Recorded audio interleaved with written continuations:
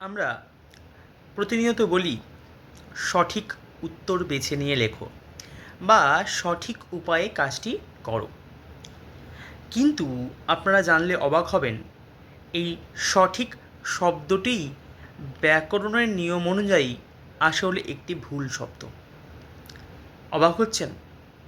কিন্তু কেন এই সঠিক শব্দটি ব্যাকরণগতভাবে ভুল বলছি, চলুন জেনে নেওয়ার চেষ্টা করি। আসলে সঠিক শব্দটি তৈরি হয়েছে ঠিক শব্দের সঙ্গে স উপসর্গ যুক্ত করে। আমরা সকলেই জানি ঠিক শব্দের অর্থ হল প্রকৃত, খাঁটি, উপযুক্ত বা সত্য।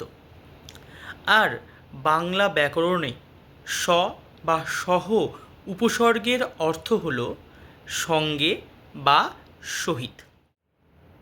আমরা এটাও জানি উপসর্গ হলো এমন কিছু ধ্বনি বা ধ্বনিগুচ্ছ বা বর্ণ বা বর্ণগুচ্ছও বলতে পারি, যেগুলি শব্দের পূর্বে শব্দের সঙ্গে যুক্ত হয়ে বসে এবং শব্দের অর্থের পরিবর্তন ঘটায়।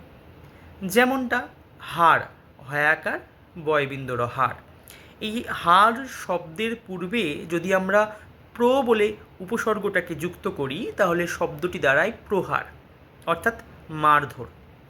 আবার এই মূল শব্দ হাড়ের আগে যদি আমরা আ শব্দ বা আ উপসর্গটা যুক্ত করি তাহলে দাঁড়ায় আহার, মানে খাওয়া দাওয়া। অর্থাৎ আমরা বুঝতে পারছি উপসর্গের কাজ শব্দের আগে শব্দের সঙ্গে সংযুক্ত হয়ে বসা এবং বসে মূল যে শব্দ তার অর্থের পরিবর্তন ঘটানো।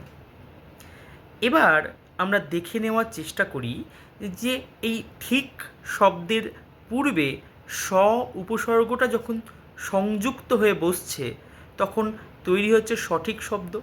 তাহলে সঠিক শব্দের আক্ষরিক অর্থ কী দাঁড়াচ্ছে? দেখুন, সঠিক শব্দের আক্ষরিক অর্থ দাঁড়াচ্ছে ঠিকের সঙ্গে বা ঠিকের সহিত। এবার একটু ভাবুন, ভেবে দেখলেন তো? আমরা কি কখনো এরকমটা বলি কাজটি ঠিকের সহিত হয়েছে বা কাজটি ঠিকের সঙ্গে হয়েছে? তা কিন্তু বলি না। আমরা কি বলি? কাজটি ঠিক হয়েছে।